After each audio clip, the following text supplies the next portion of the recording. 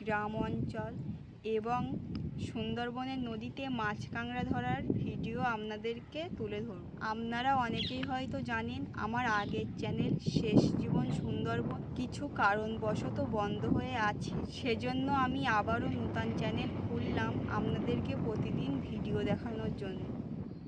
আমার এই চ্যানেলের ভিডিও যদি আপনাদের ভালো লেগে থাকে অবশ্যই সাবস্ক্রাইব করবেন, লাইক কমেন্টের মাধ্যমে আপনার মতামত জানাবেন। তাহলে বন্ধুরা